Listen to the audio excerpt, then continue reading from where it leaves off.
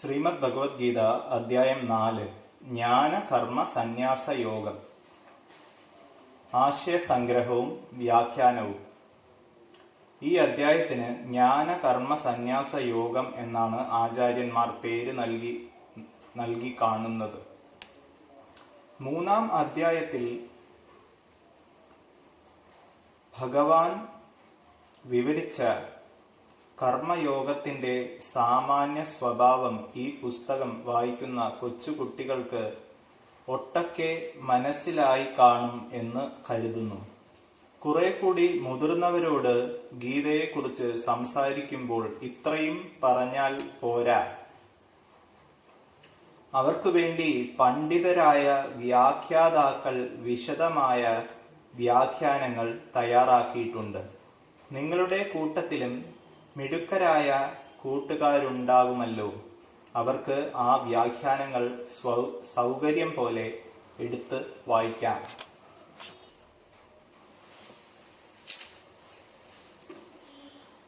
നാലാം അധ്യായം തുടങ്ങുമ്പോൾ ഈ യോഗം ഞാൻ പണ്ട് സൂര്യന് ഉപദേശിച്ചു. സൂര്യൻ തന്റെ മകനായ മനുവിനും മനു ഇക്ഷ്വാകുവിനും ഇത് ഉപദേശിച്ചു എന്ന് പറയുന്നുണ്ട്. അങ്ങനെ പരമ്പരയായി പ്രചരിച്ചു പോന്ന ശാസ്ത്രം കാലക്രമത്തിൽ നഷ്ടപ്പെട്ടു പോയി എന്നും ഇപ്പോൾ ഭക്തനും സഖാവുമായ അർജുനന് ഉപദേശിച്ചതാണെന്നും ഭഗവാൻ അർജുനനോട് പറയുന്നു. ഇത് കേട്ടാൽ നമുക്കൊക്കെ ഉണ്ടാകുന്ന സംശയം തന്നെ അർജുനനും ഉണ്ടായി. അർജുനൻ ഭഗവാനോട് ചോദിക്കുന്നു, അങ്ങയുടെ ജനനം ഇപ്പോഴുണ്ടായതല്ലേ? സൂര്യൻ വളരെ മുമ്പുണ്ടായത്. മനുവും ഇക്ഷ്വാകുവും പ്രാചീനന്മാരാണ്. ഞാൻ പണ്ട് ഉപദേശിച്ചു എന്ന് പറയുന്നത് എങ്ങനെ പൊരുത്തപ്പെടും? ന്യായമായ ചോദ്യം. അതിന് മറുപടി, എനിക്കും നിനക്കും പല ജന്മങ്ങൾ മുമ്പുണ്ടായിട്ടുണ്ട്. എന്റെ പഴയ ജന്മങ്ങളെക്കുറിച്ചെല്ലാം എനിക്ക് അറിവുണ്ട്. നിന്റെ ജന്മങ്ങൾ നിനക്ക് അറിവില്ല എന്നാണ്. ഭഗവാൻ തുടർന്ന് പറയുന്നു, എനിക്ക് ജന്മമില്ല, നാശവുമില്ല. എല്ലാത്തിനും ഈശ്വരനാണ് ഞാൻ. എങ്കിലും പ്രകൃതിയെ സ്വീകരിച്ച് ഞാൻ പലപ്പോഴും അവതരിക്കുന്നു. ധർമ്മത്തിന് ഹാനിയും അധർമ്മത്തിന് അഭ്യുത്ഥാനവും ഉണ്ടാകുമ്പോൾ ഞാൻ എന്നെ തന്നെ സൃഷ്ടിക്കുന്നു. സാധുക്കളെ രക്ഷിക്കുന്നതിനും ദുഷ്കൃതന്മാരുടെ വിനാശത്തിനും ധർമ്മത്തിന്റെ സംസ്ഥാപനത്തിനുമായി യുഗം തോറും ഞാൻ അവതരിക്കുന്നു. എന്റെ ആ ദിവ്യ ജന്മങ്ങളും ഓരോ ജന്മത്തിലുമുള്ള കർമ്മങ്ങളും ശരിയായി അറിയുന്നവർ സംസാര ബന്ധത്തിൽ നിന്ന് മോചിതരായിത്തീരും. രാഗവും ഭയവും ക്രോധവും ഉപേക്ഷിച്ച് എന്നിൽ മനസ്സുറപ്പിച്ച് പലരും ജ്ഞാനം കൊണ്ടും തപസ് കൊണ്ടും പരിശുദ്ധരായി എന്നെ പ്രാപിച്ചിട്ടുണ്ട്. അല്ലയോ അർജുന, ഓരോരുത്തരും ഏത് രൂപത്തിൽ എന്നെ ഉപാസിക്കുന്നുവോ ആ രൂപത്തിൽ ഞാൻ അവരെ അനുഗ്രഹിക്കുന്നു. നാം അവതാരങ്ങൾ എന്ന് പറയുന്ന ഈശ്വരമൂർത്തികൾ ലോക നന്മയ്ക്കായി ഭഗവാൻ ആ അവതാരങ്ങൾ എന്തുകൊണ്ട് ഭഗവാൻ സ്വീകരിച്ചു എന്നും പറഞ്ഞു. താൻ തന്നെ സൃഷ്ടിച്ച പ്രപഞ്ചത്തിന് പ്രവർത്തന രീതികളും ഭഗവാൻ നിശ്ചയിച്ചു. ഓരോ ജീവിക്കും കഴിവുകളും ചുമതലകളും ഉണ്ട്. ചുമതലകൾ നിറവേറ്റുന്നതിന് ലോകം പൊതുവെ അംഗീകരിച്ച പ്രവർത്തന മര്യാദകളുണ്ട്. അവയെ മൊത്തത്തിൽ ധർമ്മം എന്ന് പറയുന്നു. പ്രപഞ്ചത്തിന്റെ പ്രവർത്തനം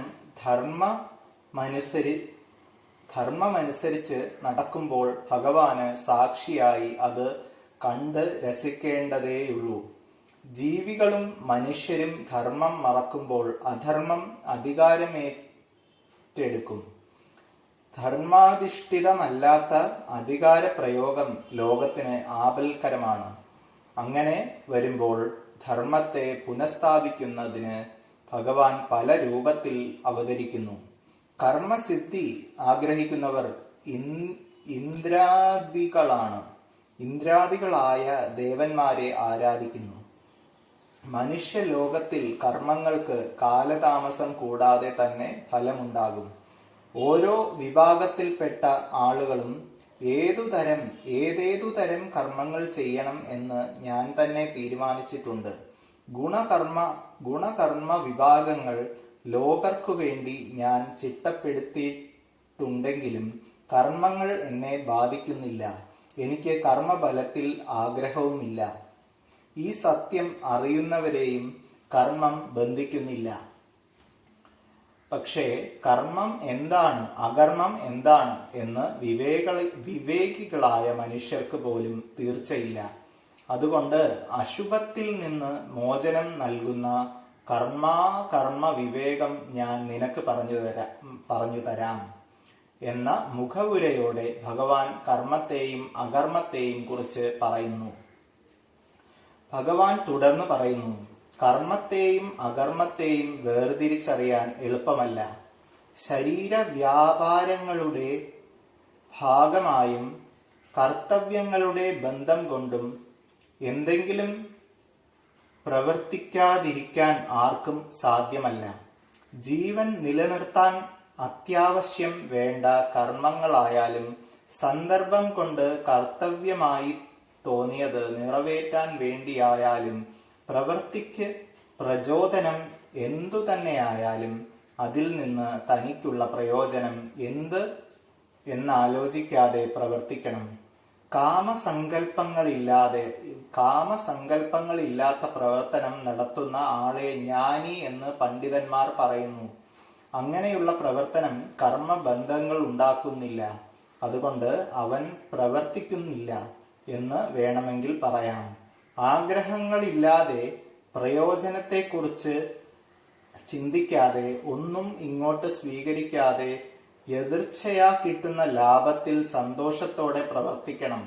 ചൂട്, തണുപ്പ്, സുഖം, ദുഃഖം, ജയം, പരാജയം, ഇഷ്ടം, അനിഷ്ടം തുടങ്ങിയ ദ്വന്ദ്വങ്ങളെ പരിഗണിക്കാതെ മത്സരബുദ്ധിയില്ലാതെ സമചിത്തതയോടെ പ്രവർത്തിക്കുന്നവനാണ് കർമ്മബന്ധങ്ങൾ ഉണ്ടാവുകയില്ല. ആസക്തിയില്ലാതെ ജ്ഞാനത്തിൽ മനസ്സുറപ്പിച്ച് പ്രവർത്തിക്കുന്ന ആളിന്റെ കർമ്മങ്ങൾ സ്വയം നശിച്ചുകൊള്ളും. ജീവിതത്തെ ഒരു യജ്ഞമായി കണക്കാക്കാം. യജ്ഞത്തിൽ അർപ്പിക്കപ്പെടുന്ന ഹവിസും അതിനുപയോഗിക്കുന്ന യജ്ഞപാത്രങ്ങളും ഹവിസ് സ്വീകരിക്കുന്ന അഗ്നിയും ഹവിസർപ്പിക്കുന്ന യജ്ഞകർത്താവും ഹോമിക്കുക എന്ന ക്രിയയും യജ്ഞത്തിൽ നിന്ന് കിട്ടേണ്ട ഫലവും ബ്രഹ്മം തന്നെ എന്ന സങ്കല്പത്തോടെയാണ് യജ്ഞം നടത്തേണ്ടത്. എന്നു പറഞ്ഞാൽ ജീവിതം തനിക്ക് വേണ്ടിയല്ല, താൻ ഉൾപ്പെടുന്ന പ്രപഞ്ചത്തിന് വേണ്ടിയാണ് എന്നർത്ഥം. എല്ലാവർക്കും ഈ ബ്രഹ്മാർപ്പണ മനോഭാവം ഉണ്ടായിക്കൊള്ളണമെന്നില്ല. ചിലർ പലതരത്തിലുള്ള യോഗങ്ങൾ കൊണ്ട് ശരീര വ്യാപാരങ്ങളെയും ആഹാരം, ശ്വാസോച്ഛ്വാസം തുടങ്ങിയ ക്രിയകളെയും നിയന്ത്രിച്ച് കർമ്മബന്ധങ്ങളെ ഉപേക്ഷിക്കാൻ ശ്രമിക്കുന്നു. ഏതെങ്കിലും തരത്തിൽ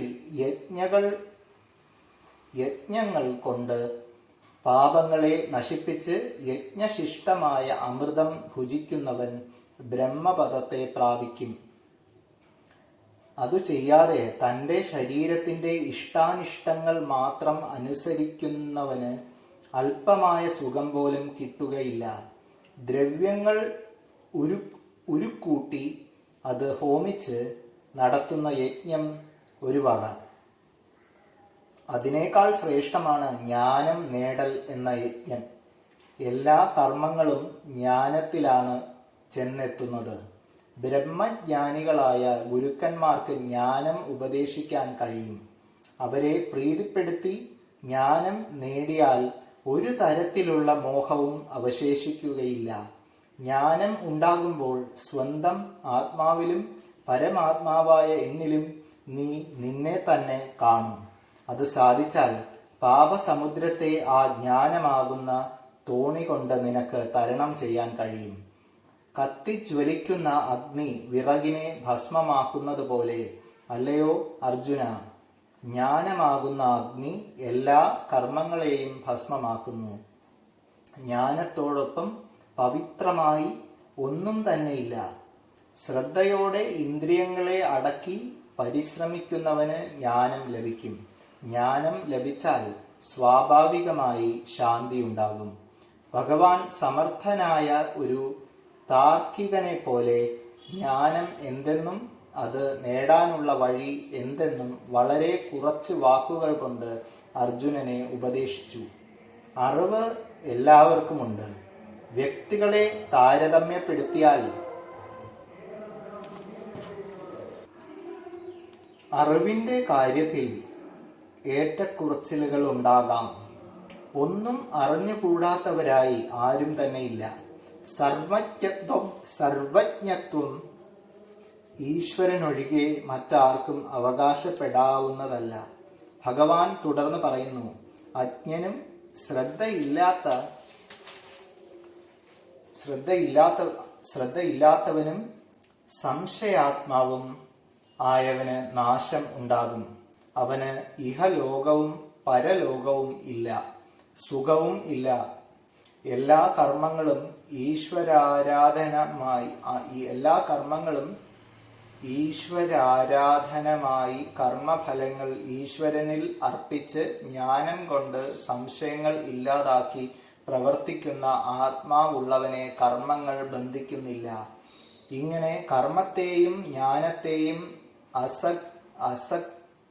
അസന്ദിഗ്ധമായി നിർവചിച്ചുകൊണ്ട് ഭഗവാൻ അവസാനിപ്പിക്കുന്നു.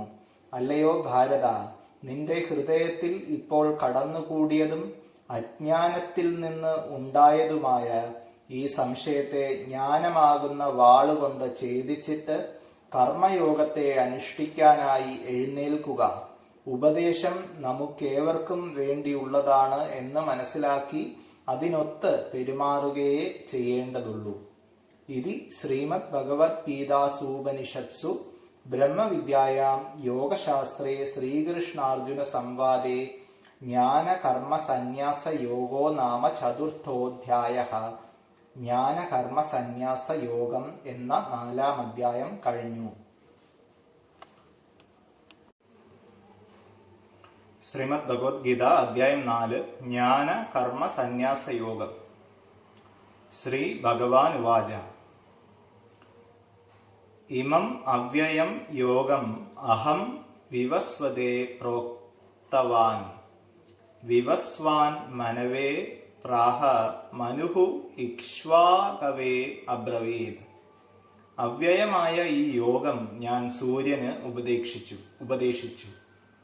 സൂര്യൻ മനുവിനും മനു ഇക്ഷ്വാകുവിനും ഈ യോഗം ഉപദേശിച്ചു.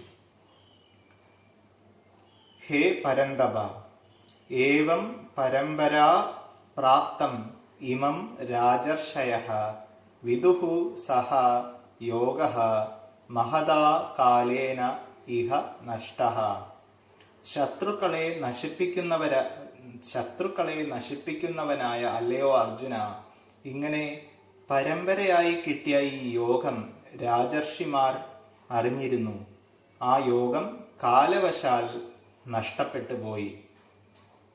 മേ ഭോക്തഃ സഖാ ച അസി ഇതി പുരാതനഃ സഹ ഏവ അയം യോഗഃ മയാ അദ്യ തേ പ്രോക്തഃ ഏതത് രഹസ്യം ഉത്തമം.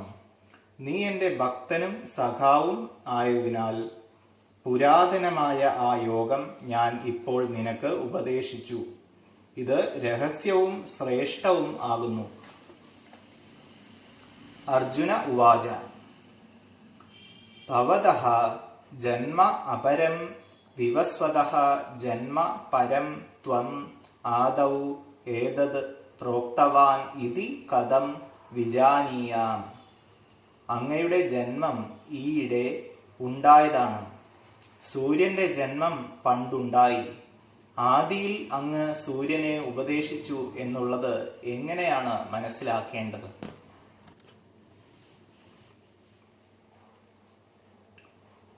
ഹേ അർജുന, ശ്രീ ഭഗവാൻ ഉവാച.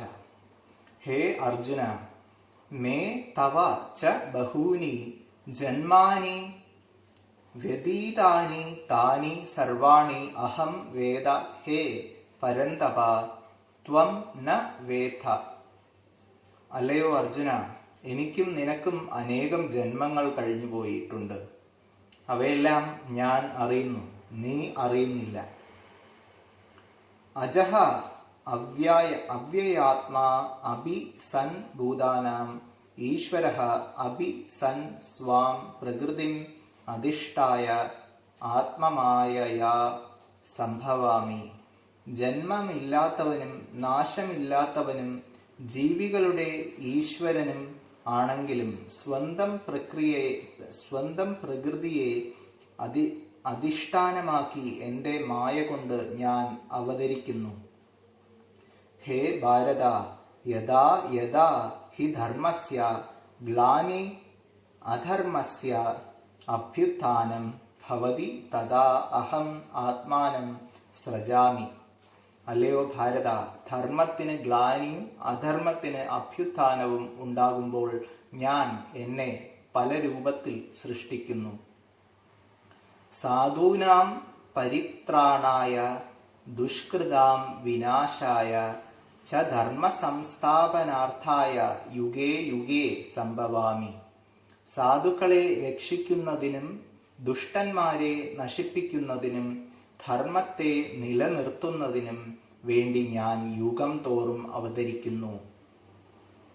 ഹേ അർജുന, മേ ദിവ്യം ജന്മ കർമ്മ ച യഹ ഏവം തത്വതഃ വേത്തി സഹ ദേഹം ത്യക്ത്വാ പുനഃ ജന്മ ന ഏതി മാം ഏതി.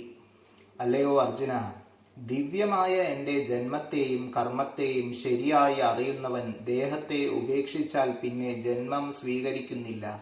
അവൻ എന്നെ തന്നെ പ്രാപിക്കുന്നു.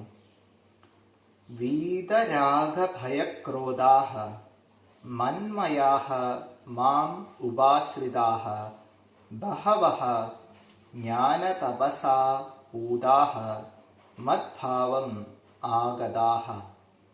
ആശ, ഭയം, ക്രോധം എന്നിവയെ ഉപേക്ഷിച്ച് എന്നിൽ മനസ്സുറപ്പിച്ച് എന്നെ തന്നെ ഉപാസിക്കുന്ന അനേകം പേർ ജ്ഞാനം കൊണ്ടും തപസ്സുകൊണ്ടും പരിശുദ്ധന്മാരായി എന്റെ ഭാവത്തെ പ്രാപിച്ചിട്ടുണ്ട്.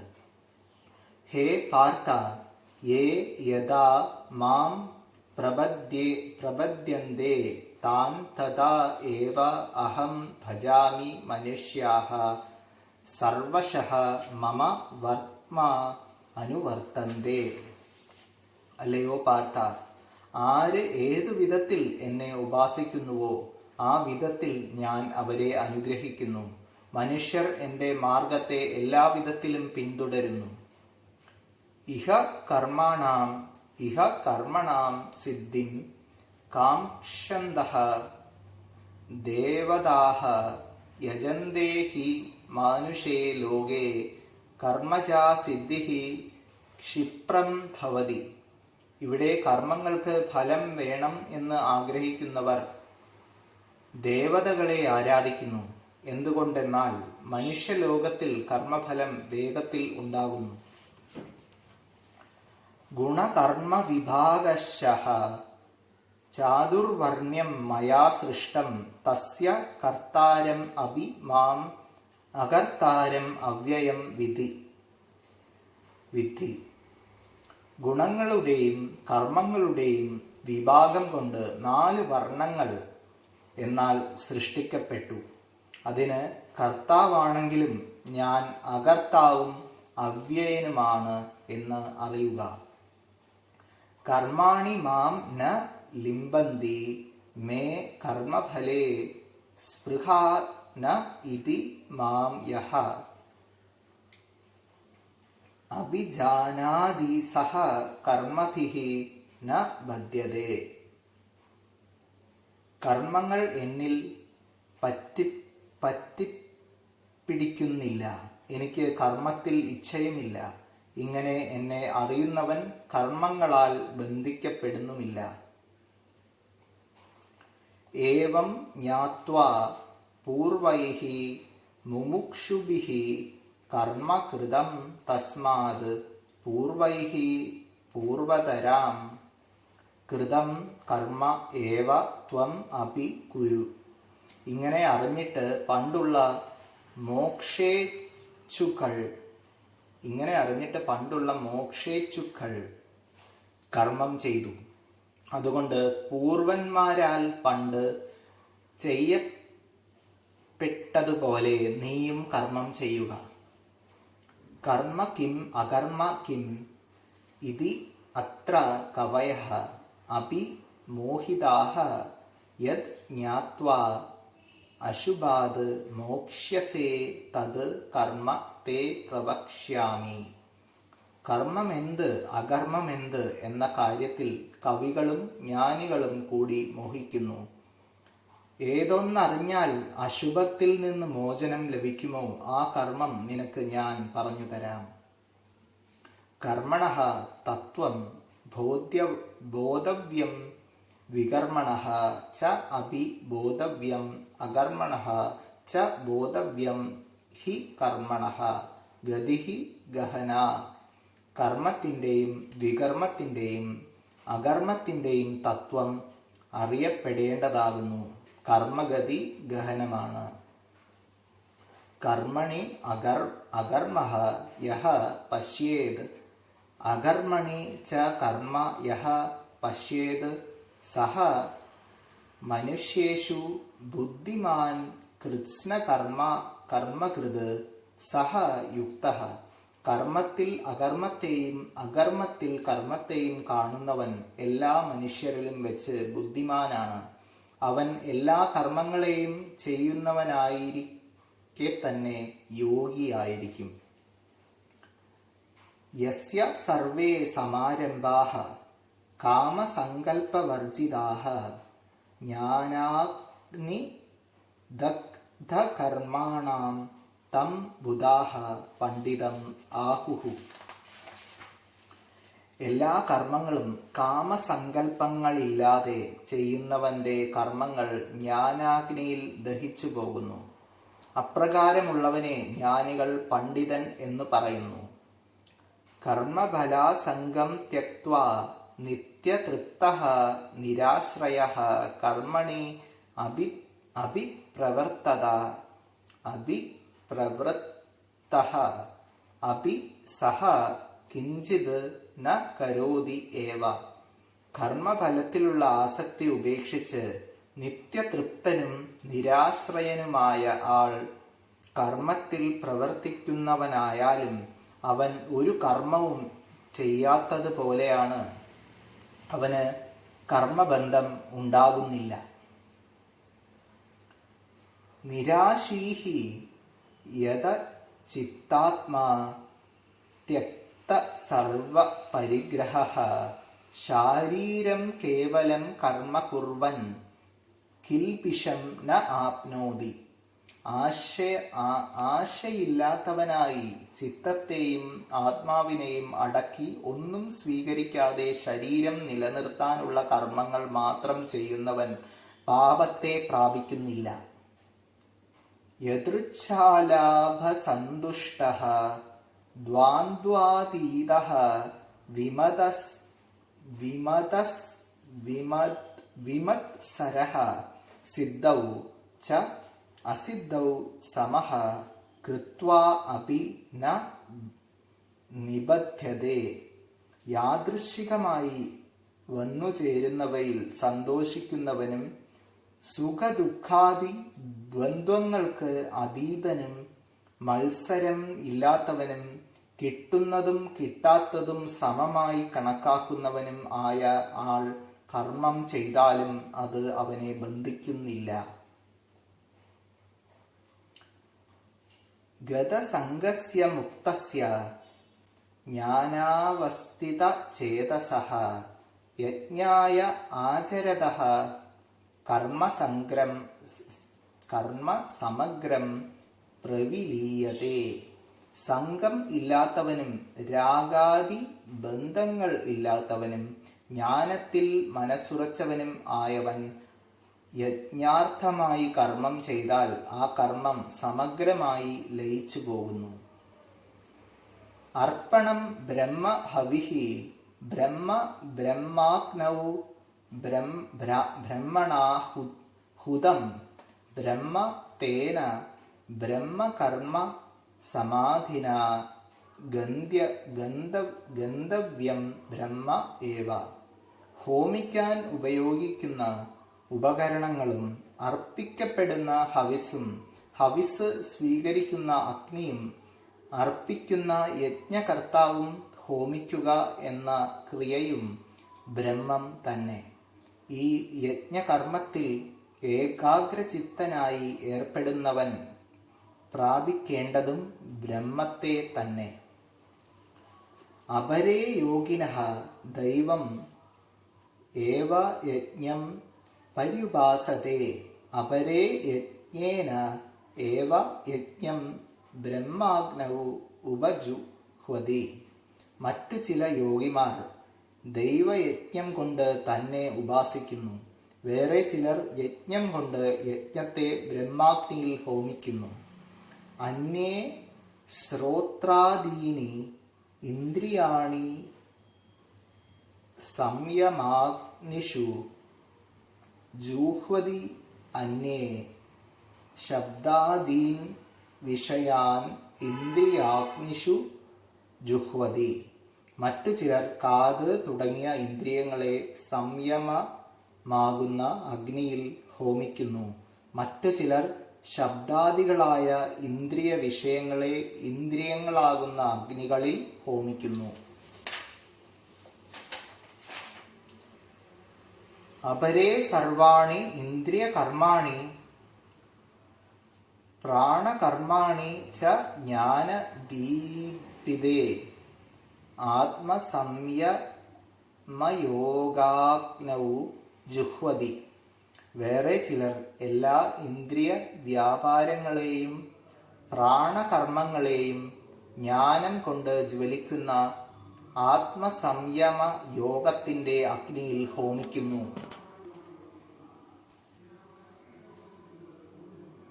അപരേ ദ്രവ്യയജ്ഞാഃ തപോയജ്ഞാഃ യോഗയജ്ഞാഃ ച തഥാ സ്വാധ്യായജ്ഞാനയജ്ഞാഃ ച യതയഃ സംശ്രിതവ്രതാഃ.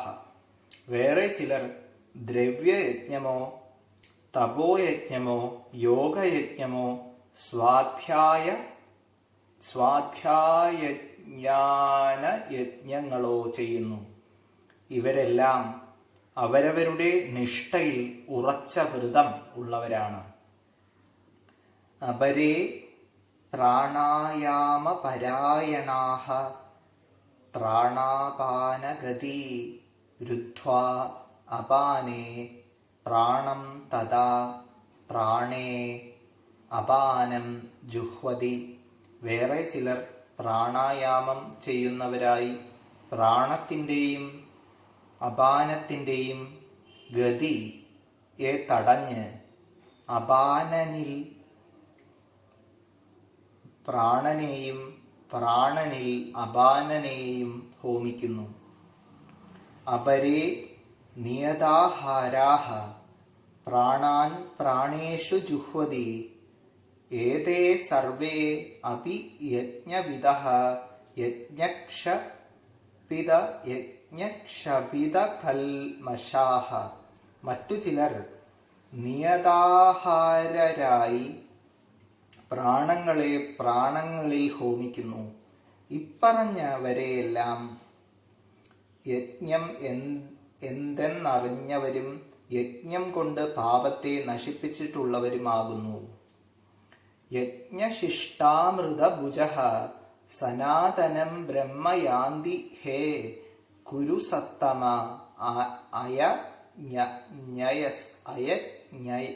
അയജ്ഞസ്യ അയം ലോകഃ ന അസ്തി അന്യഃ കുതഃ.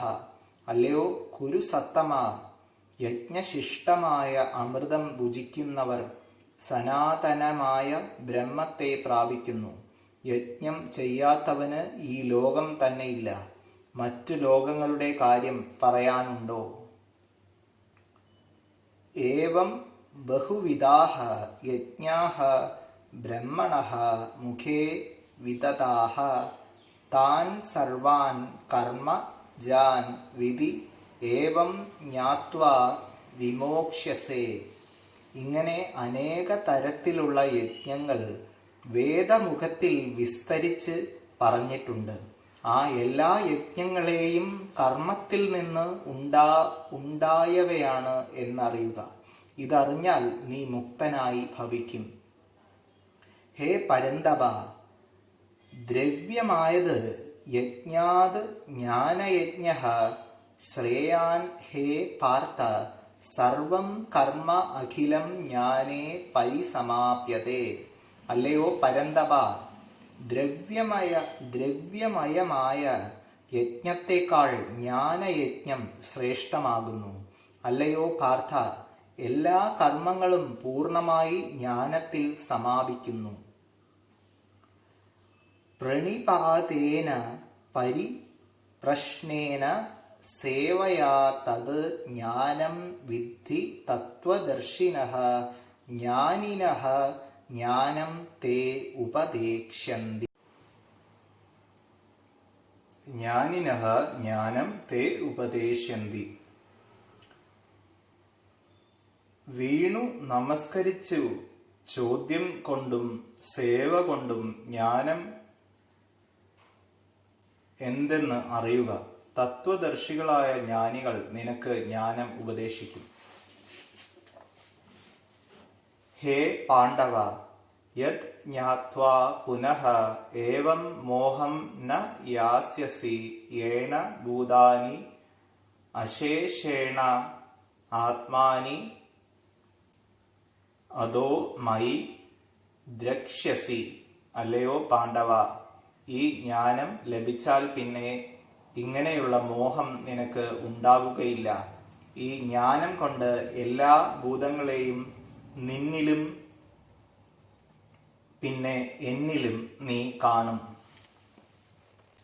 ത്വം സർവേഭ്യഃ പാപേഭ്യഃ പാപകൃത്തമഃ അപി ചേത് അസി സർവം വ്രജിനം ജ്ഞാനപ്ലവേന ഏവ സന്ധിരിഷ്യസി. നീ എല്ലാ പാപികളെക്കാളും വലിയ പാപം ചെയ്തവനാണെങ്കിലും എല്ലാ പാപസമുദ്രത്തെയും ജ്ഞാനമാകുന്ന തോണി കൊണ്ട് തരണം ചെയ്യും.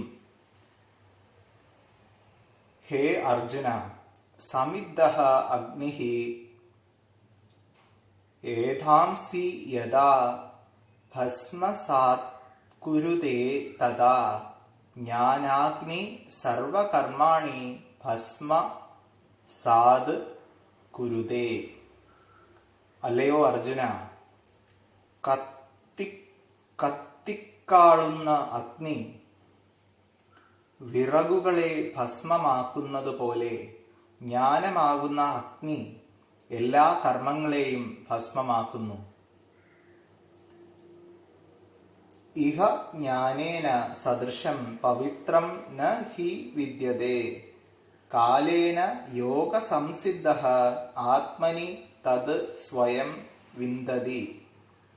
ഇവിടെ ജ്ഞാനത്തോട് തുല്യം പവിത്രമായി ഒന്നും അറിയപ്പെടുന്നില്ല. കാലം കൊണ്ട് യോഗം സിദ്ധിച്ചവൻ ആത്മവിഷയമായ ആ ജ്ഞാനത്തെ സ്വയം പ്രാപിക്കുന്നു. ശ്രദ്ധാവാൻ തത്പരഃ സംയതേന്ദ്രിയഃ ജ്ഞാനം ലഭതേ. ജ്ഞാനം ലബ്ധ്വാ പരാം ശാന്തിം അജിരേണ അധിഗച്ഛതി. ശ്രദ്ധയും താൽപര്യവും ഉള്ളവനും ഇന്ദ്രിയങ്ങളെ അടക്കിയവനും ജ്ഞാനത്തെ പ്രാപിക്കുന്നു. ജ്ഞാനം ലഭിച്ചു കഴിഞ്ഞാൽ പരമായ ശാന്തിയെ വേഗത്തിൽ പ്രാപിക്കുന്നു. അജ്ഞഃ ച അശ്രദ്ധധാനഃ ച സംശയാത്മാ വിനശ്യതി സംശയാത്മനഃ അയം ലോകഃ ന അസ്തി പരഃ ന സുഖം ന. അജ്ഞനും ശ്രദ്ധ വയ്ക്കാത്തവനും സംശയാത്മാവും നശിക്കുന്നു. സംശയാത്മാവിന് ഈ ലോകമില്ല, പരലോകവും സുഖവും ഇല്ല. ഹേ ധനഞ്ജയ, യോഗസന്യസ്തകർമാണാം ജ്ഞാന സംഛിന്ന സംശയം ആത്മവന്തം കർമാണി ന നിബധ്നന്തി. അല്ലയോ ധനഞ്ജയ, യോഗം കൊണ്ട് കർമ്മങ്ങളെ ഉപേക്ഷിച്ചവനും ജ്ഞാനം കൊണ്ട് സംശയത്തെ ഛേദിച്ചവനും ആയ ആത്മാവുള്ളവനെ കർമ്മങ്ങൾ ബന്ധിക്കുന്നില്ല. ഹേ ഭാരത, തസ്മാത് ആത്മനഃ ഹൃത്സ്ഥം അജ്ഞാനസംഭൂതം ഏനം സംശയം ജ്ഞാനാസിന ചിത്വാ യോഗം ആദിഷ്ട ഉത്തിഷ്ഠ. അല്ലയോ ഭാരത, അതിനാൽ സ്വന്തം ഹൃദയത്തിൽ സ്ഥിതി ചെയ്യുന്നവനും അജ്ഞാനത്തിൽ നിന്ന് ഉടലെടുക്കുന്നതും ആയ ഈ സംശയത്തെ ജ്ഞാനമാകുന്ന വാളുകൊണ്ട് ഛേദിച്ചിട്ട് കർമ്മയോഗത്തെ അനുഷ്ഠിക്കുക. അതിനായി എഴുന്നേൽക്കുക.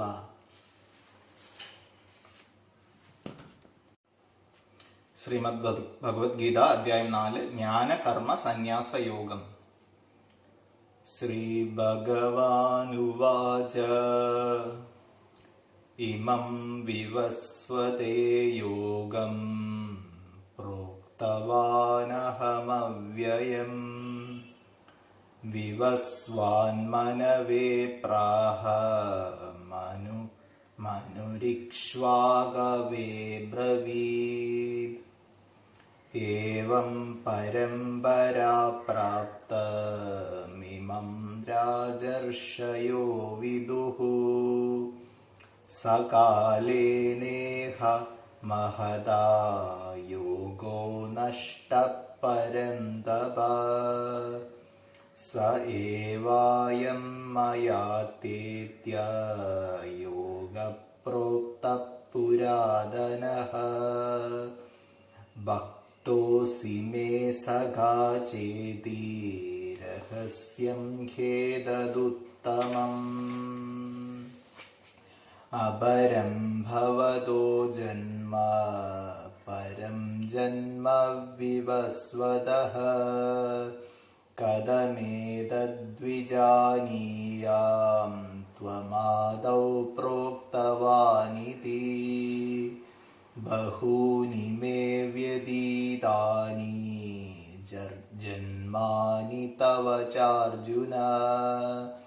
താന്യഹം വേദ സർവാണി ന ത്വം വേദ പരന്തപ. അജോബി സന്നവ്യയാത്മാ ഭൂതാനാമീശ്വരോപി സൻ. പ്രകൃതിം സ്വാമധിഷ്ഠായ സംഭവാമ്യാത്മമായയാ. യദാ യദാ ഹി ധർമ്മസ്യ ഗ്ലാനിർഭവതി ഭാരത. അഭ്യുത്ഥാനമധർമ്മസ്യ തദാത്മാനം സൃജാമ്യഹം. പരിത്രാണായ സാധൂനാം വിനാശായ ച ദുഷ്കൃതാം. ധർമ്മ സംസ്ഥാപനാർത്ഥായ സംഭവാമി യുഗേ യുഗേ. ജന്മ കർമ്മ ച മേ ദിവ്യമേവം യോ വേത്തി തത്വദഃ. ത്യക്ത്വാ ദേഹം പുനർജന്മ ന നൈതി മാമേതി സോർജുന വീതരാഘഭയക്രോധ മന്മയാ മാബുപാശ്രിതാഃ ബഹവോ ജ്ഞാനതപസാ പൂതാ മദ്ഭാവമാഗതാഃ യേ യദാ മാം പ്രപദ്യന്തെ താംസ്തദൈവ ഭജാമ്യഹം മമ വർത്തമാനുവർത്തന്തെ മനുഷ്യാഃ പാർത്ഥ സർവശഃ കാംക്ഷന്ത കർമ്മണാം സിദ്ധിം യജന്ത ഇഹ ദേവതാഃ ക്ഷിപ്രം ഹി മാനുഷേ ലോകേ സിദ്ധിർഭവതി കർമ്മജാ ചാതുർവർണ്ണ്യം മയാ സൃഷ്ടം ഗുണകർമ്മ വിഭാഗശഃ തസ്യ കർത്താരമപി മാം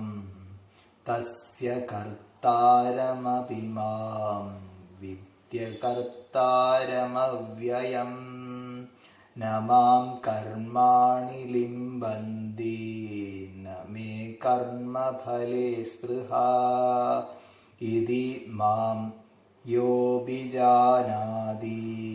കർമ്മഭിർന സ ബധ്യതേ ഏവം ജ്ഞാത്വാ കൃതം കർമ്മ പൂർവൈരപി മുമുക്ഷുഭിഃ കുരു കർമ്മൈവ തസ്മാത് ത്വം പൂർവൈ പൂർവതരം കൃതം കിം കർമ്മ കിമകർമ്മേതി കവയോപ്യത്ര മോഹിതാഃ തദ് തേ കർമ്മ പ്രവക്ഷ്യാമി യജ്ഞാത്വാ മോക്ഷ്യസേ ശുഭാത് കർമ്മണോ ഹ്യവിബോധവ്യം ബോധവ്യം ച വികർമ്മണഃ അകർമ്മണശ്ച ബോധവ്യം ഗഹനാ കർമ്മണോ ഗതിഃ കർമ്മണ്യകർമ്മയ പശ്യോത കർമ്മണി ച കർമ്മയഃ സ ബുദ്ധിമാൻ മനുഷ്യേഷു സയുക്ത കൃഷ്ണ കർമ്മകൃത് യസ്യ സർവേ സമാരംഭാ കാമസങ്കൽപ്പവർജിതാഃ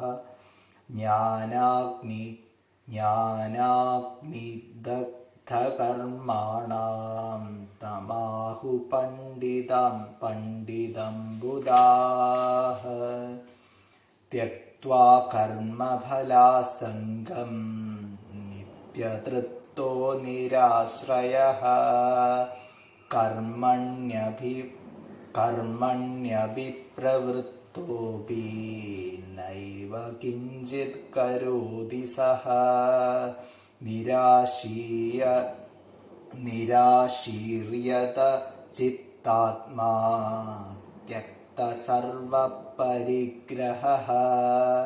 ശാരീരം കേവലം കർമ്മ കുർവന്നാപ്നോതി കിൽബിഷം യദൃച്ഛാലാഭസന്തുഷ്ടോ ദ്വന്ദ്വാതീതോ വിമത്സരഃ സമസിദ്ധാവസിദ്ധൗ ച കൃത്വാ വിന നിബധ്യതേ ഗതസംഗസ്യ മുക്തസ്യ ജ്ഞാനാവസ്ഥിതചേതസഃ യജ്ഞായാചരതഃ കർമ്മ സമഗ്രം പ്രവിലീയതേ ബ്രഹ്മാർപ്പണം ബ്രഹ്മവിർബ്രഹ്മാഗ്നൗ ബ്രഹ്മണാഹുതം ബ്രഹ്മാർപ്പണം ब्रह्मार्पणं ब्रह्महविर्ब्रह्माग्नौ ब्रह्मणाहुतं ब्रह्मैव तेन गन्तव्यं ब्रह्मकर्मसमाधिना दैवमेवापरे यज्ञं योगिनः पर्युपासते ब्रह्माज्ञावपरे यज्ञं यज्ञनैवोपजुह्वति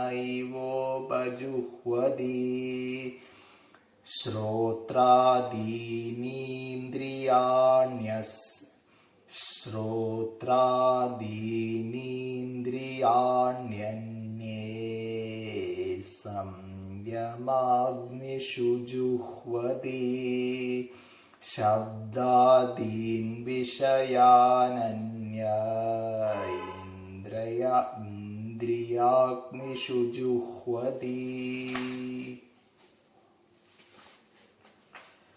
सर्वाणीन्द्रियकर्माणि प्राणकर्माणि चापरे आत्मसंयमयोगाग्नौ जुह्वति ज्ञानदीपिते द्रव्ययज्ञास्तपो यज्ञा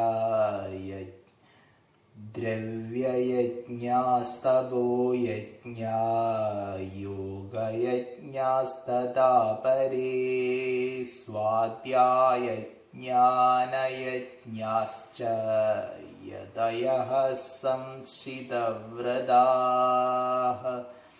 अपाने जुह्वति प्राणं प्राणे पानं तथा परे प्राणापानगतिरुद्ध्वा प्राणायामपरायणाः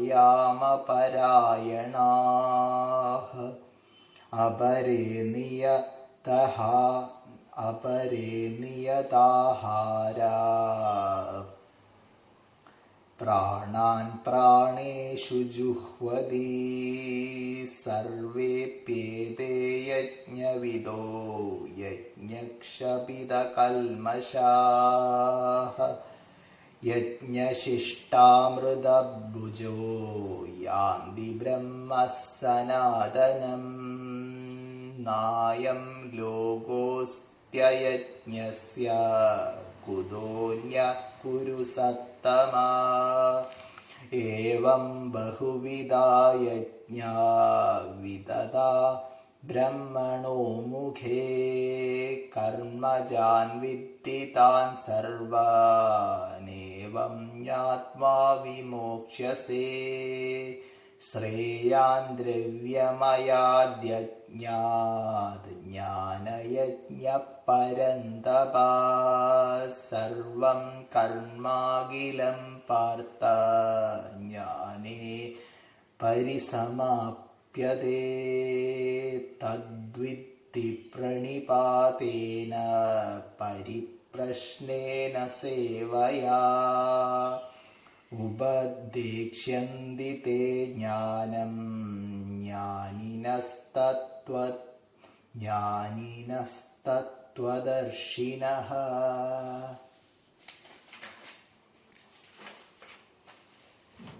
यज्ञात्वा न पुनर्मोहमेवं यास्यसि पाण्डव येन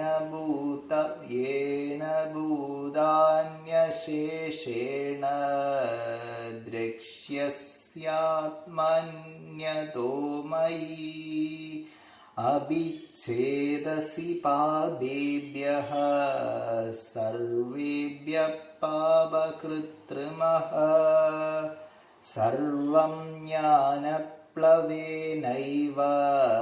वृजिनं सन्दिरस्यसि यथैधांसि समिद्धोऽग्निर्भस्मात् कुरु तेऽर्जुन ज्ञानाग्नि सर्वकर्माणि भस्मात् कुरुते तथा न हि ज्ञानेन सदृशं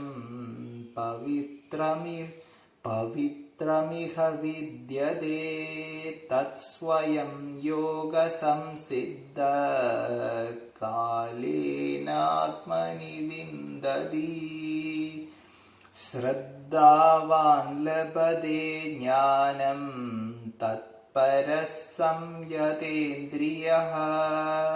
ज्ञानं लब्ध्वा परां शान्तिं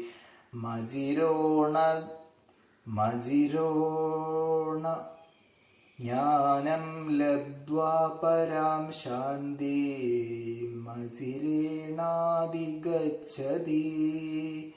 अज्ञश्चाश्रद्धधानश्च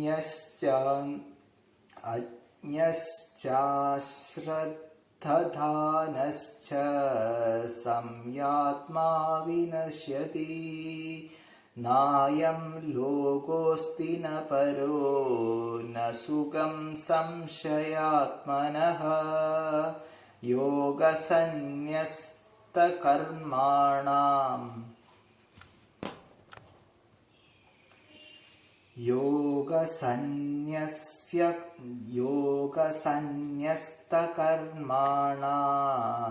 ज्ञानसंच्छिन्न संशयम् आत्मवन्दं न कर्माणि निबध्नन्ति धनञ्जय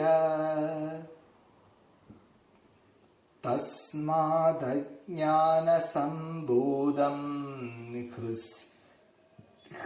हृत्स्थतं ज्ञानासीनात्मनः चित्त्वैनं संशयं योगमादिष्टोत्तिष्ठ भारत।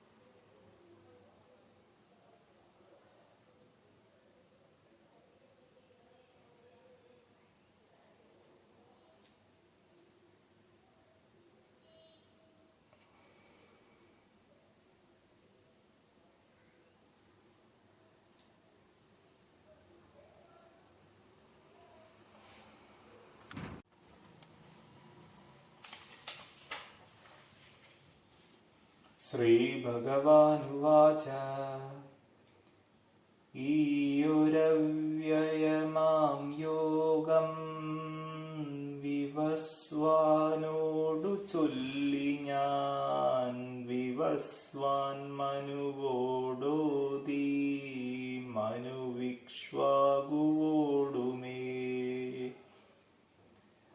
രാജർഷികളറിഞ്ഞാരീ പരമ്പര വഴിക്കിതും ഏറെ കാലം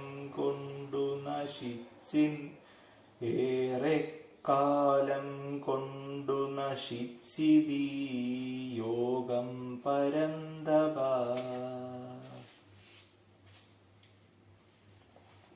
ആ പുരാതനമാം യോഗം നിന്നോടിന്നുര ചെയ്തു ഞാൻ ഭക്തനെന്നിഷ്ടനെയോർത്തു ഗുണമാകുമിതുത്തമം. അർജുന ഉവാച പിൻപേ നിൻ ജനനം മുൻപേ വിവസ്വാനുടെ ജന്മവും ആദ്യം നീയോതിയെന്നീ ഞാനറിയേണ്ടുന്നതെങ്ങനെ. ശ്രീഭഗവാനുവാച കഴിഞ്ഞു പല ജന്മം മേ നിനക്കും പലതർജുന അതൊക്കെ ഞാനോർക്കുവേൻ നീയോർക്കുന്നീല പരന്തപ. അജനവ്യയനെന്നാലും ഭൂതങ്ങൾക്കീശനാകിലും നിജപ്രകൃതി കൈക്കൊണ്ടു ജനിപ്പേനാത്മമായയാൽ. ധർമ്മത്തിനെപ്പോഴൊക്കെയും വാട്ടം തട്ടുന്നു ഭാരത. അധർമാഭ്യുത്ഥാനവുമന്നാത്മ സൃഷ്ടി കഴിപ്പു ഞാൻ. സാധു സംരക്ഷണത്തിനും ദുഷ്ടസംശിക്ഷണത്തിനും ധർമ്മത്തിൽ നിലനിൽപ്പിന്നും യുഗം തോറും ജനിക്കുവേൻ. എൻ ദിവ്യജന്മകർമ്മങ്ങളേവം നേരോടറിഞ്ഞവൻ ദേഹം വിട്ടാൽ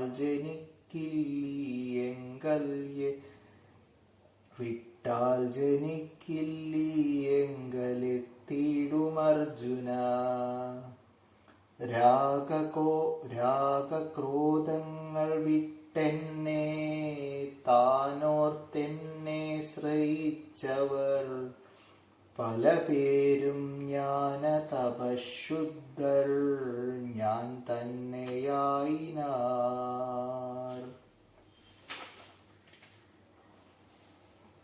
ആരെന്നെയെമ്മട്ടണവതമ്മട്ടവരേൽപ്പു ഞാൻ എൻ വഴിക്കനുവർത്തിപ്പു പാർത്ത മാനുഷർമുറ്റുമേ. കർമ്മസിദ്ധിക്കു കാംക്ഷിപ്പോർ ദേവന്മാരെ യജിപ്പവർ ഉടൻ മനുഷ്യലോകത്തിൽ കർമ്മത്താൽ സിദ്ധി കിട്ടിടും. ഗുണകർമ്മ വിഭാഗത്താൽ ജാതി നാലും ചമച്ചു ഞാൻ അതിന്നു കർത്താവെന്നാൽ ജ്ഞാനകർത്താവറി ഗവ്യയൻ. കർമ്മലേപമെനിക്കില്ല എനിക്കില്ലേതും കർമ്മഫലാശയും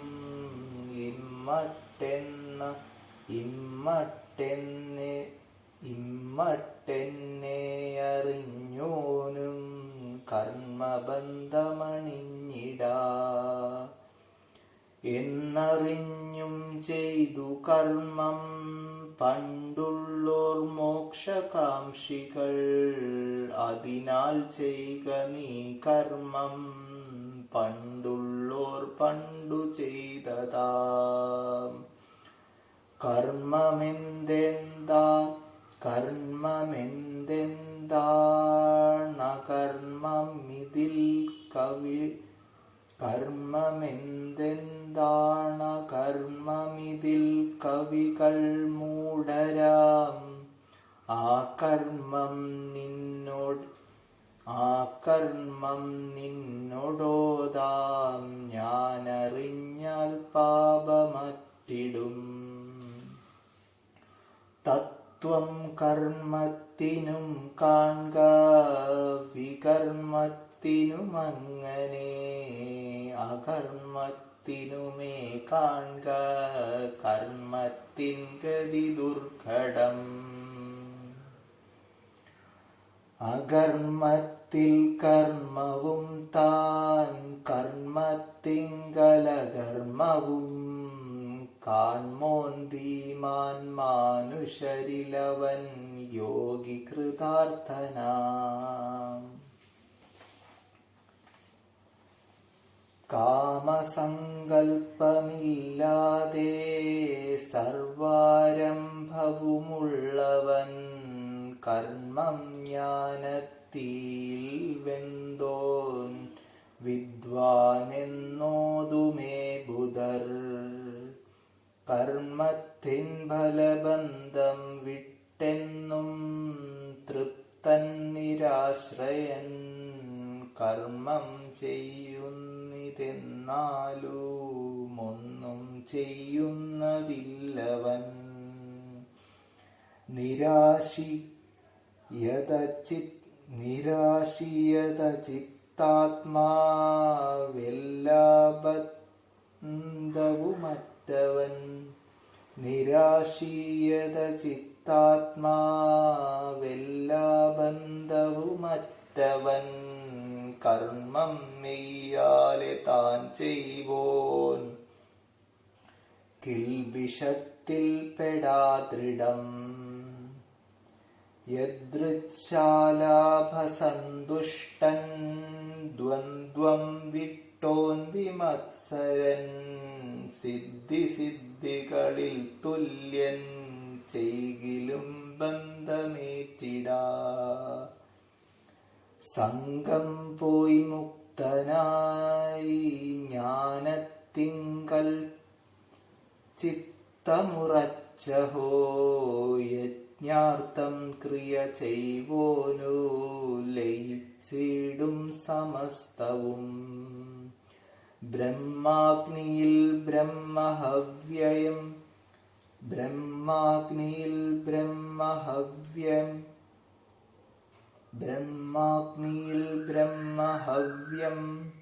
ബ്രഹ്മാൽ ബ്രഹ്മാർപ്പണം ഹുതം. ബ്രഹ്മത്തിലെത്തിടുവൻ ബ്രഹ്മകർമ്മസമാധിയാൽ. ദൈവയജ്ഞമുപാസിപ്പൂ വേറിട്ടു ചില യോഗികൾ. യജ്ഞം യജ്ഞത്തിനാൽ തന്നെ ചെയ്വു ബ്രഹ്മാഗ്നിയിൽ ചിലർ. സംയമാഗ്നിയിൽ ഹോമിപ്പൂ ശ്രോത്രാദീന്ദ്രിയവും ചിലർ. ഇന്ദ്രിയാഗ്നിയിൽ ഹോമിപ്പൂ ശബ്ദാദി വിഷയം ചിലർ.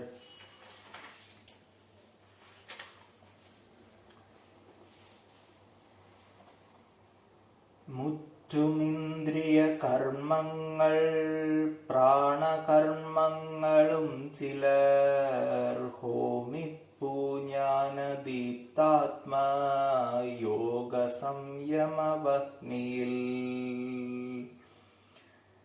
ദ്രവ്യയജ്ഞം തപോയജ്ഞം ജ്ഞാനയജ്ഞവുമായി ചിലർ, സ്വാധ്യായജ്ഞാനയജ്ഞന്മാർ യതിമാർ സംശിതവ്രതർ.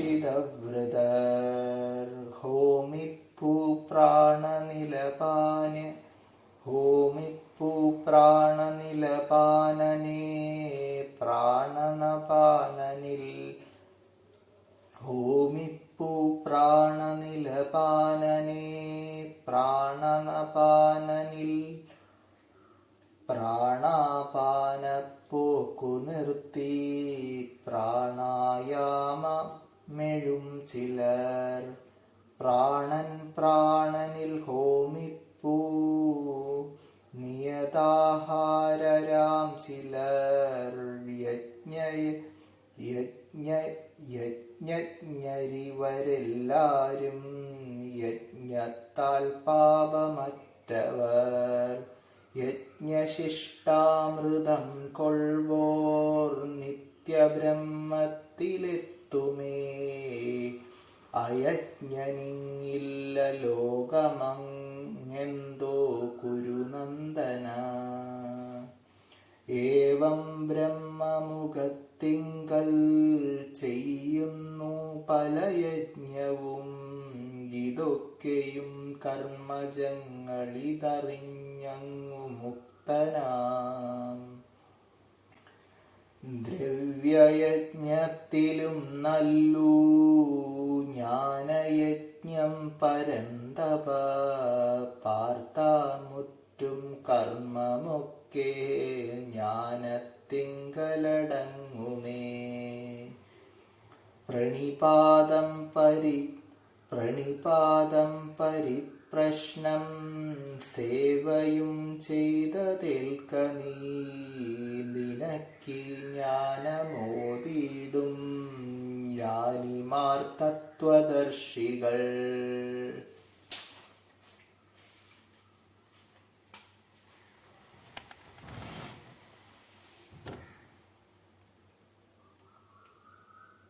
അതറിഞ്ഞാലിപ്രകാരം നീ മോഹിക്കില്ല പാണ്ഡവ. അതിനാൽ ജീവജാലം നീ കാണും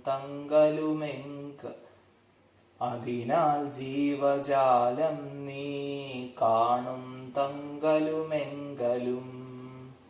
സർവപാപികളെക്കാളും പാപകൃത്തമനെങ്കിലും ജ്ഞാനപ്ലവം കൊണ്ടു പാപമൊക്കെയും നീ കടന്നിടും. കത്തും തീ ചാമ്പലാക്കുന്നോ വിറകെങ്ങനെ അർജുന. ജ്ഞാനാഗ്നി കർമ്മമൊക്കെയും ചാമ്പലാക്കുമതേവിധം. ജ്ഞാനത്തിനെ പോലെ പരിശുദ്ധം മറ്റൊന്നുമില്ലിഹ. അതുതാനേ യോഗസിദ്ധൻ കാലത്താൽ തന്നിലേൽക്കുമേ. ജ്ഞാനം നേടും ശ്രദ്ധയുള്ളോൻ തൽപരൻ സംയതേന്ദ്രിയൻ. ജ്ഞാനം വന്നാൽ പരം ശാന്തി യുടനെ തന്നെ നേടിടും. അറിയാത്തോൻ ശ്രദ്ധ കെട്ടോൻ സംശയിപ്പോൻ നശിച്ചുപോം. സംശയിപ്പോനിഹ പരലോകമില്ലില്ല സൗഖ്യവും. സംശയിപ്പോനിഹ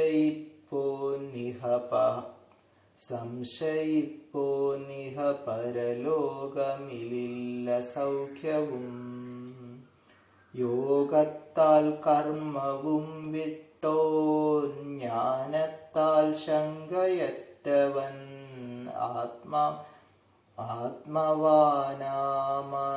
ആത്മവാനാമായവനിൽ കർമ്മം പറ്റാധനഞ്ജയ. എന്നാലജ്ഞാന വഴിയായുള്ളിൽ നിൽക്ക നിൽക്കുന്ന സംശയം.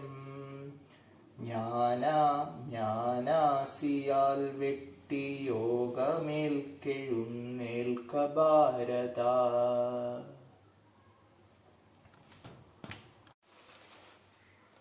The Yoga of Wisdom. Summary of fourth discourse. Lord Krishna declares that he is born from age to age in order to raise man and take him to the Supreme. Whenever there is a prevalence of unrighteousness and the world is ruled by the forces of darkness, the Lord manifests himself to destroy these adverse forces and to establish peace, order and harmony. Hence we see the appearance of the great saviors of the world. What is the secret of yogic action? This the Lord proceeds to explain to Arjuna.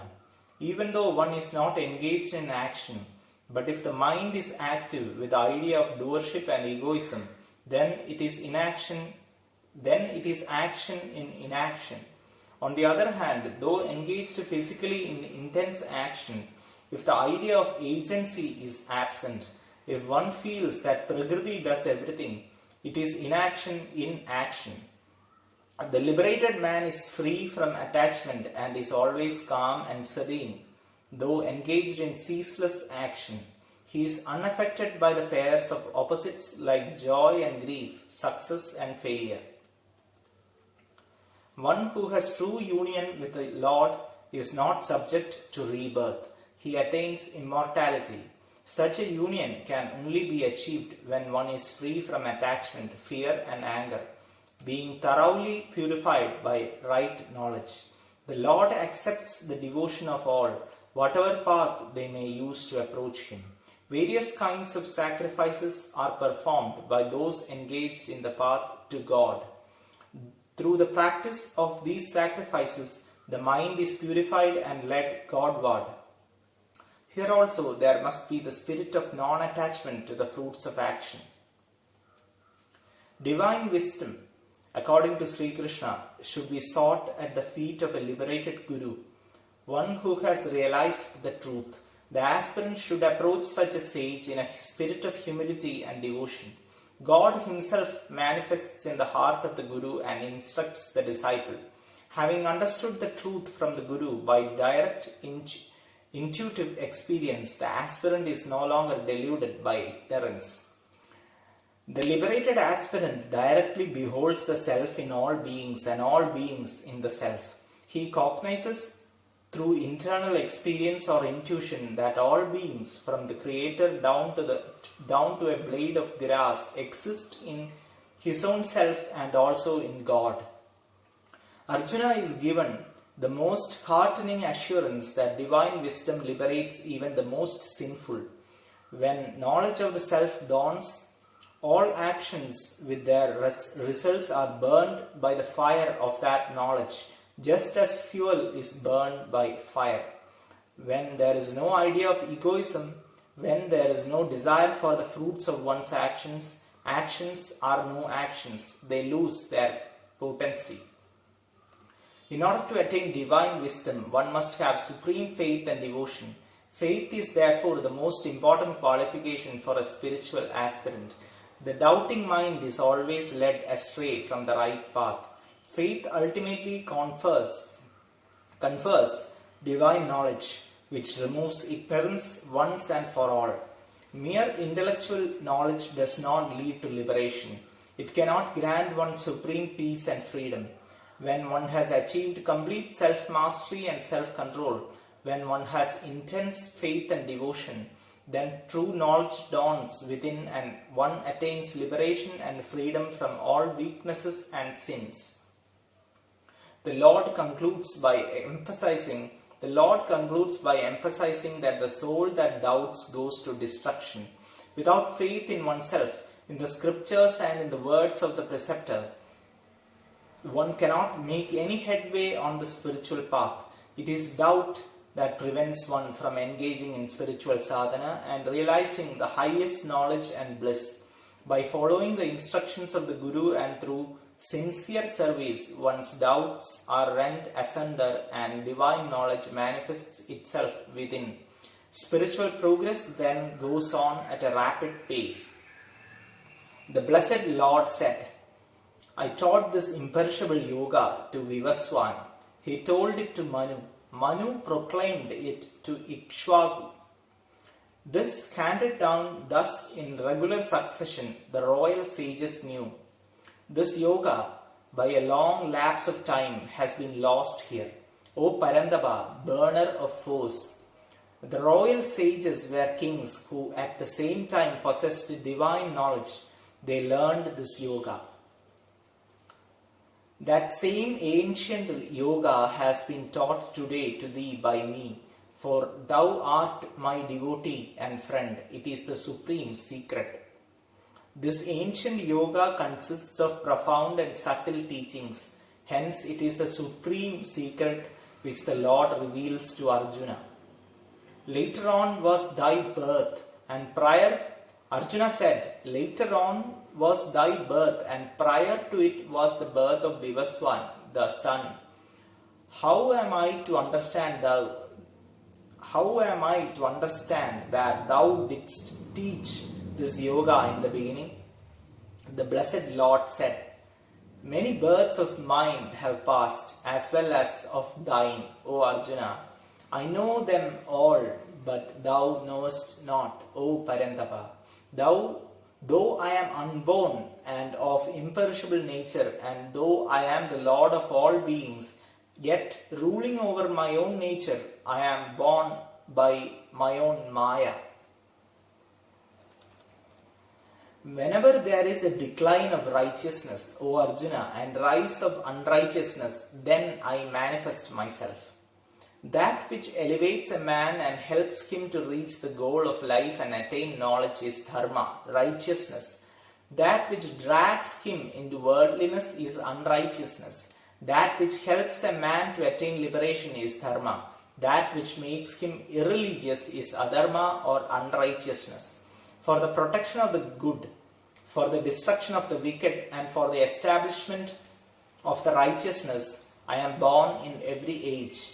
He who thus knows in true light my divine birth and action, after having abandoned the body, is not born again. He comes to me, O Arjuna. Freed from attachment, fear and anger, absorbed in me, taking refuge in me, purified by the fire of knowledge, many have attained to my being. In whatever way men approach me, even so do I reward them.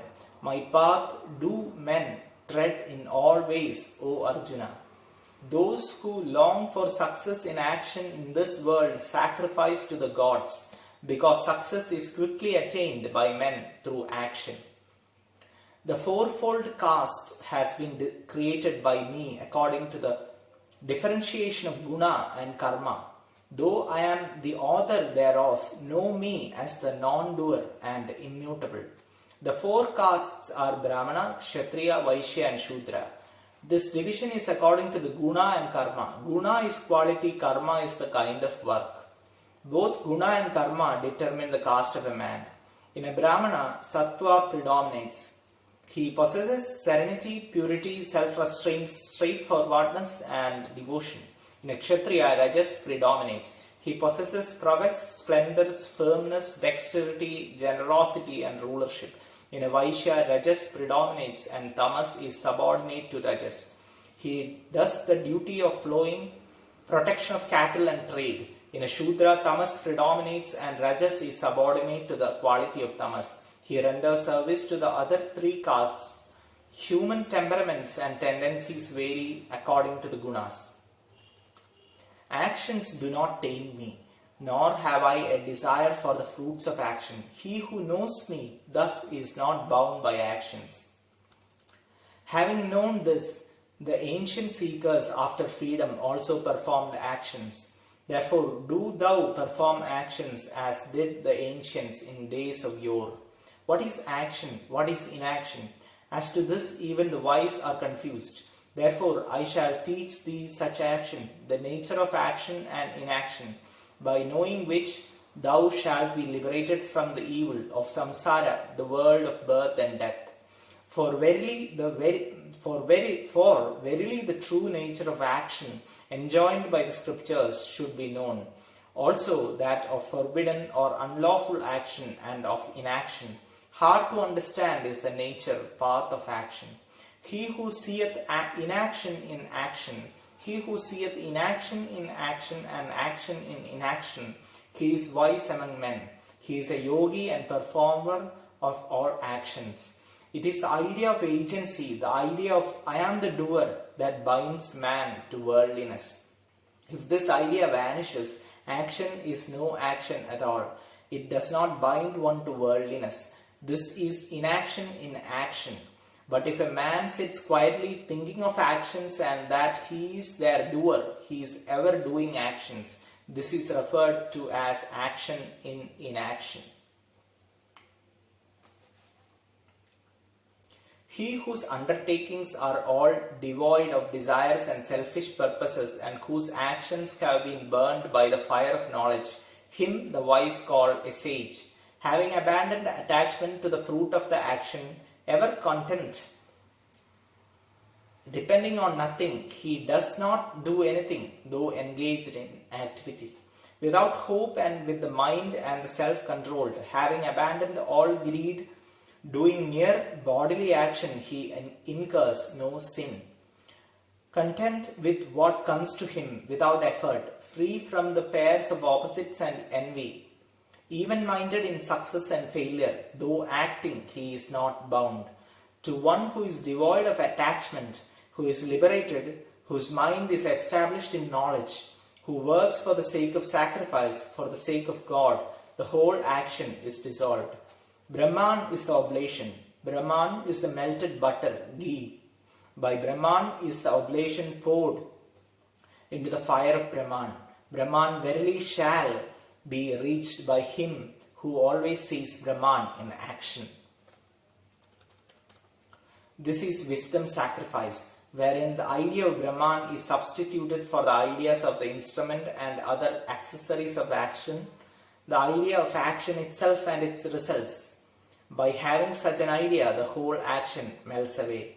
Some yogis perform sacrifice to the gods alone, while others who have realized the self offer the self as sacrifice by the self in the fire of Brahman alone. Some again offer hearing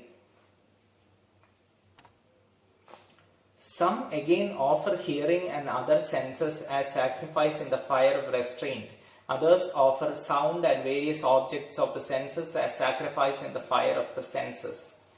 Others again sacrifice all the functions of the senses and those of the breath, vital energy or prana in the fire of the yoga of self-restraint kindled by knowledge.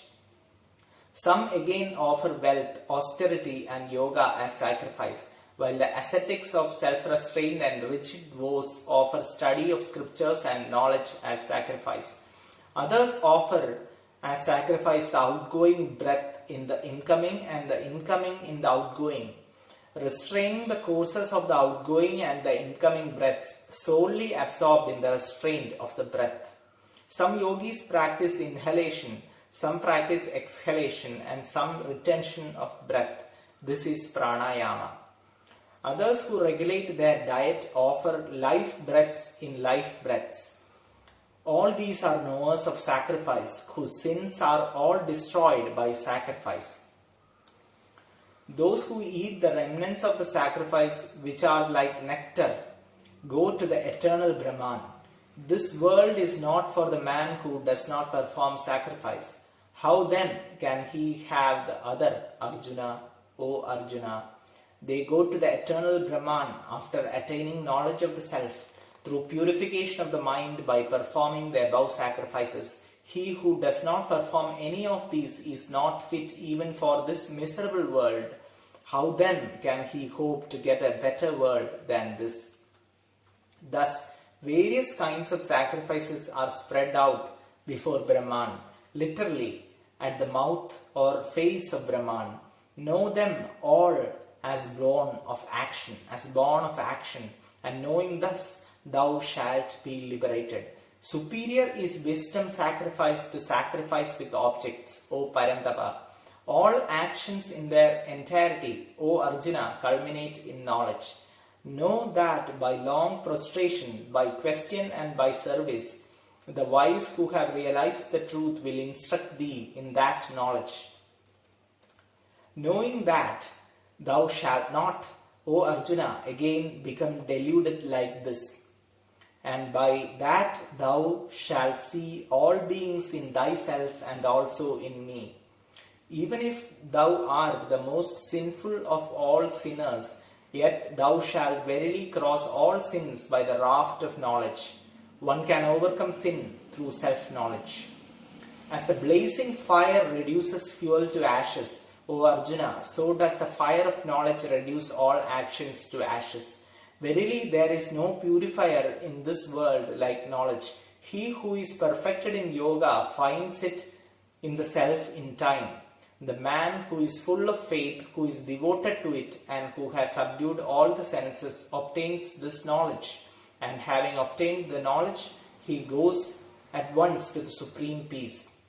The ignorant, the faithless, the doubting self proceeds to destruction. There is neither this world nor the other, nor happiness for the doubting. He who has renounced actions by yoga, whose doubts are rent asunder by knowledge, and who is self-possessed, actions do not bind him, O Arjuna. Therefore, with the sword of knowledge of the self, cut asunder the doubt of the self born of ignorance, residing in thy heart, and take refuge in yoga. Arise, O Arjuna. Hari Om Tat Sat Iti Srimad Bhagavad Gita Subanishatsu Brahma Vidyayam Yoga Shastre Sri Krishna Arjuna Samvade Jnana Vibhaga Yogo Nama Chaturthodhyayaha.